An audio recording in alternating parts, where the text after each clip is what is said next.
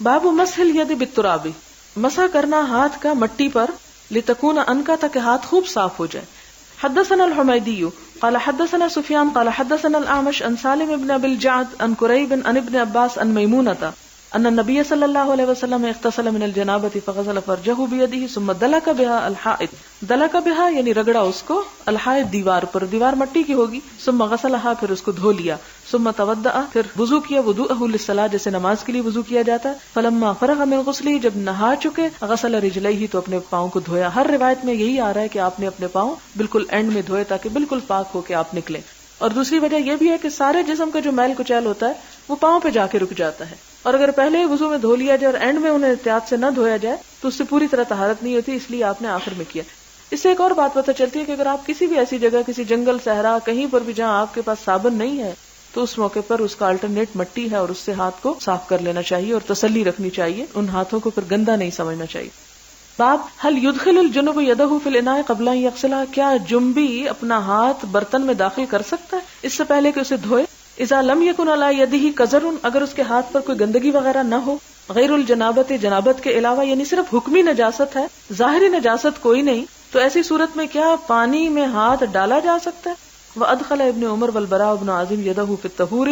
حضرت ابن عمر نے اور براء بن عازب نے اپنا ہاتھ نہانے کے پانی میں ڈالا، ولم یغسلها، اور اس کو پہلے دھویا نہیں، ثم توضا، پھر وضو کیا. ولم يرى ابن عمر وابن عباس بأسا بما ينتضح من غسل الجنابہ، اور ابن عمر اور ابن عباس جو تھے لم یرا، نہ دیکھتے تھے، بأسن کوئی حرج، یعنی اس میں کوئی حرج نہیں انہیں ہوتا تھا، بما ينتضح جو بھی وہ جھاڑتے تھے، من غسل جنابہ، جنابت کی غسل میں سے، یعنی غسل جنابت کی جو چھینٹیں ہوتی تھی ان کو ناپاک نہیں سمجھتے تھے. اس سے پتہ یہ چلتا ہے کہ جنابت کی نجاست حکمی نجاست ہے، ظاہری نہیں. اگر جنبی شخص کا یا ایک پیریڈز والی عورت کا ہاتھ کسی کھانے کو لگتا ہے، یا کپڑے دھوتی ہے، یا کوئی نہاتی ہے یا نہلاتی ہے، تو ایسی تمام چیزیں پاک ہو جاتی ہیں اس کے ہاتھ سے بھی.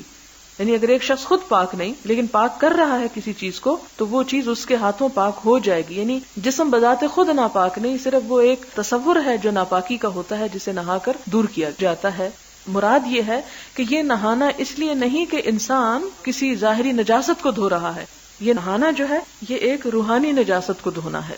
حدثنا عبداللہ ابن مسلمہ قال اخبرنا افلح عن القاسم عن عائشہ قالت كنت اغتسل انا والنبي صلی اللہ علیہ وسلم من اناء واحد، کہ میں اور نبی صلی اللہ علیہ وسلم ایک ہی برتن سے غسل کر لیا کرتے تھے. تختلف ایدینا فیہ، اختلاف کرتے تھے ہمارے ہاتھ اس میں، یعنی اختلاف کرنے سے مراد یہ ہے کہ ٹکراتے تھے، اور دوسری بات یہ کہ باری باری لیتے تھے، دونوں معنی ہو سکتے تھے، یعنی باری باری پانی اس میں سے لے لیتے تھے، یعنی ایک کے ہاتھ ڈالنے سے دوسرے کے لیے پانی وہ ناپاک نہیں ہوتا تھا. مراد اس میں یہ ثابت کرنا ہے. حدثنا مسدد قال حدثنا حماد عن هشام عن أبيه عن عائشة قالت كان رسول الله صلى الله عليه وسلم إذا اغتسل من الجنابة غسل يده، کہ آپ صلی اللہ علیہ وسلم جب جنابت کے لیے غسل کرتے تو آپ اپنے ہاتھ کو پہلے دھو لیا کرتے تھے. یعنی اگر شبہ ہو اور یہ خیال ہو کہ اس سے کسی نجس چیز کو پکڑا ہے یا ہاتھ پڑ گیا ہے تو اس صورت میں اس کو دھو لینا ضروری ہے، لیکن اگر کوئی ایسی بات نہ ہو تو اس صورت میں نہ بھی دھوئے انسان تو کافی ہے.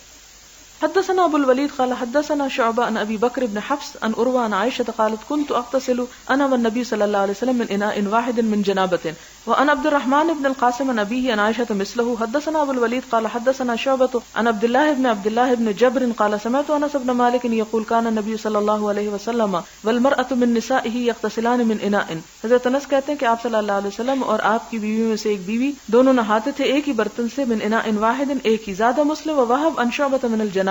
مسلم اور وہب نے شعبہ سے جو روایت کی اس میں یغتسلان من اناء واحد من الجنابہ کا لفظ بھی اس میں ایڈ کیا.